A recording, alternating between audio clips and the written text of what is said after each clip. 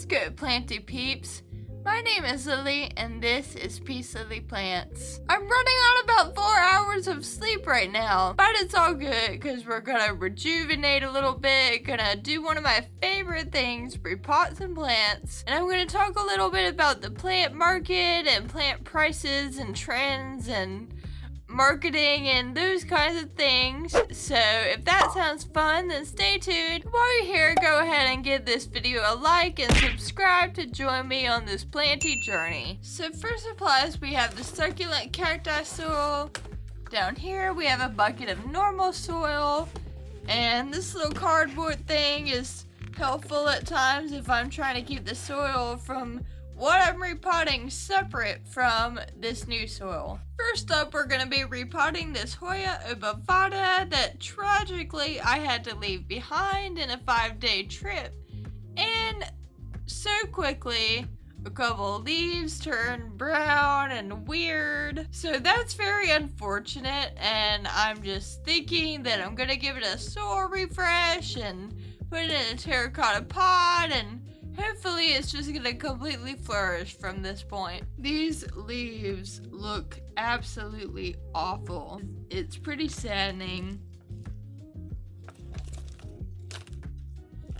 Yep, that one leaf went down. Oh, okay. I'm gonna be using this pot, which is pretty much the same size as the grow pot. Gonna get succulent soil and regular soil and just kind of mix the two, because Hoya don't really love to be moist, they like to dry out. So just gonna make sure this has some drainage. Trendy plants. Well, what comes to mind immediately, if I can do this, what comes to mind immediately when I think about trendy plants is, of course, Hoya, the very thing I'm repotting right now. I haven't been into plants long enough to know how long have Hoya been this trendy, but it's crazy. People are insane for Hoyas. Hoya heads, they call themselves. Let's do diagonal. That's gonna help. Okay, so what else is trendy? The next thing that comes to mind is philodendron. Really, it's all the rare philodendrons that make me put it in the super trendy category. Philodendron gloriosum and Macaulay's finale and varicosum and melanocrasum. There are just so many. I get that.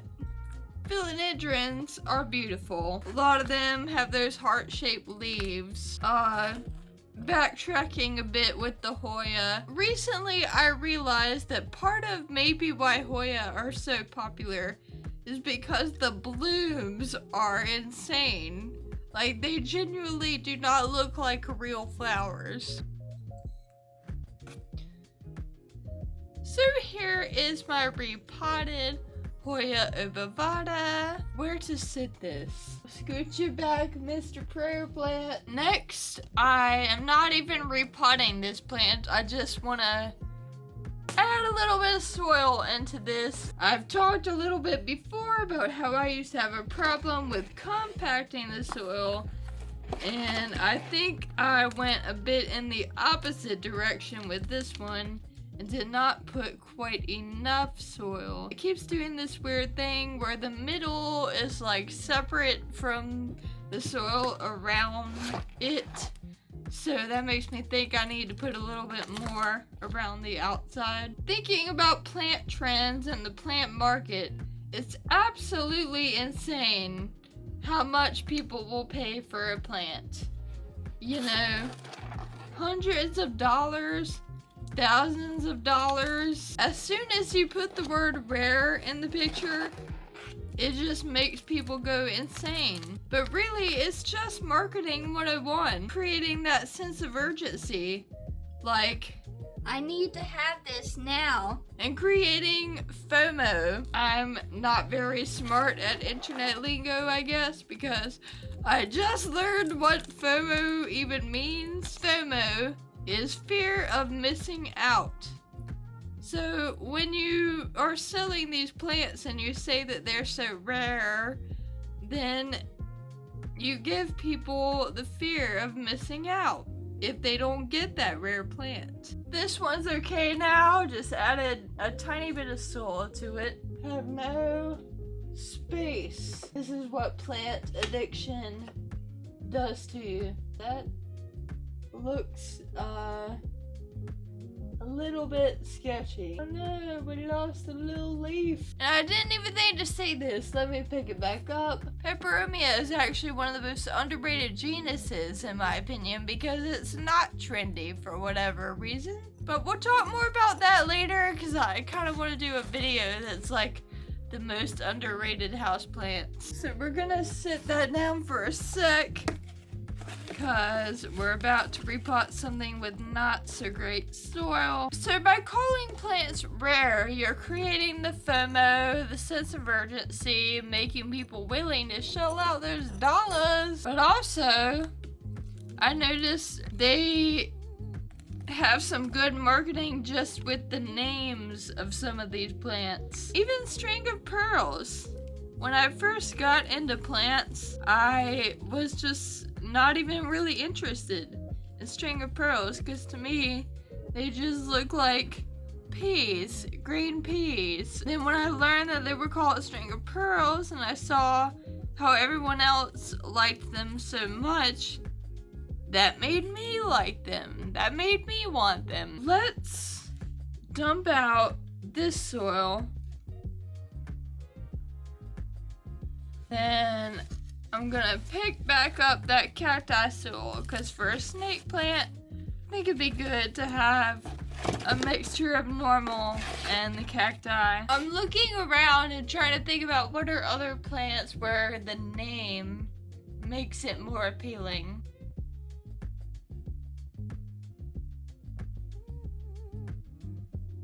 Well, I don't know if this is the best example because I think I would like philodendron even if the names weren't this cute.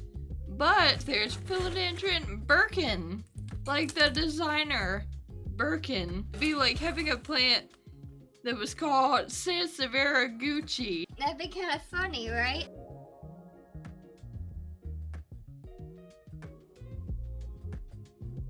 Look at this boy, he sure is root bound, but snake plants like to be root bound, so not a bad thing. So because of the trends and the FOMO, I feel like a lot of times we end up being suckered into buying plants that we don't even like on an aesthetic level. It's like the most popular plants aren't even the prettiest. It's just whatever is declared to be trendy and cool. That's what everybody wants and likes. What about the way things look? Marble pothos. That's about as common as a dozen of eggs, but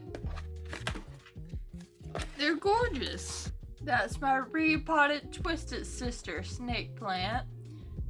Didn't move up the pot size, just gave it a soil refresh, but I am slightly questioning myself because I knew they like to be root bound, but the question is, do they like to be as root bound as this one was, or is it time to pot up? Guess we'll find out when we see if this plant starts to thrive or if it continues to look all dry and shrivelly. Last one for today is this philodendron micans. I've got it in this tiny pot, but I'm gonna see how root bound is it to see should I put it in this pot or should I go up one size. This is not wanting to come out of the grow pot.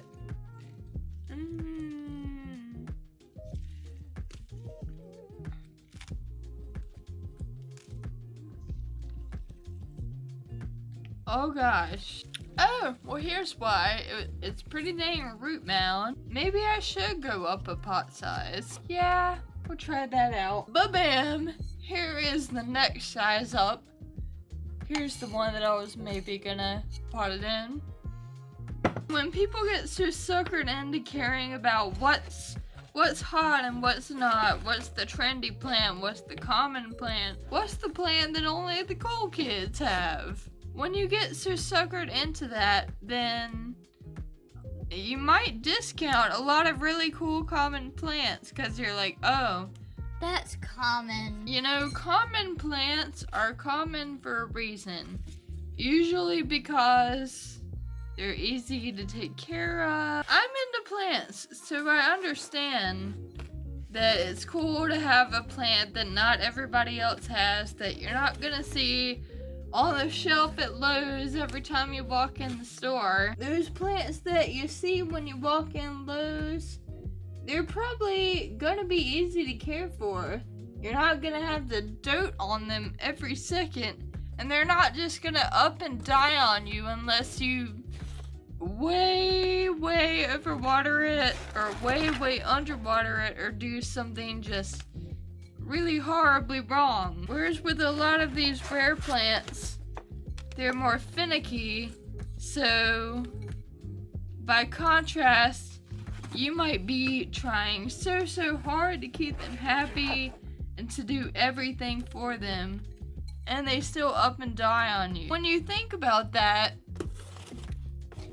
you know, a plant where you're gonna have to work really hard and it might die anyway versus a plant where you're not gonna have to work very hard and it's probably not going to die. It's kind of an obvious thing of which one you would want. But of course, that's to an average person. To a plant person, you just are in the plant scene and you're influenced by what everybody else says is what you have to have or the best thing. I enjoy plants that are a little less common yet easy to care for. And sometimes you'll get lucky and find these plants in a big box store like Lowe's, and then sometimes you might find yourself having to order it off Etsy or get a cutting from a friend. Just depends on luck, really. Did you walk into Lowe's or Walmart on the right day? They're cool, they're fairly trendy, but they're really easy to care for as well. Kind of the best of both worlds. And one more thing I want to say before I wrap up that I kind of forgot to talk about earlier that probably would have made more sense to talk about earlier. But whatevs, I'm still getting used to the whole talking and repotting at the same time thing. I feel like Etsy is so hit or miss. It almost feels like you're having to put yourself at the mercy of the sellers on Etsy, because sometimes Etsy is the only place that you can find that plant that you really want, that you've been looking for, but it's so trendy and rare that you just can't find it at a store. I've had some okay experiences on Etsy, but I've also had some really awful ones. I had one where it genuinely took a month for the plant to get to me, and it looked like crap. I'm trying to do something with it, hoping it'll do something.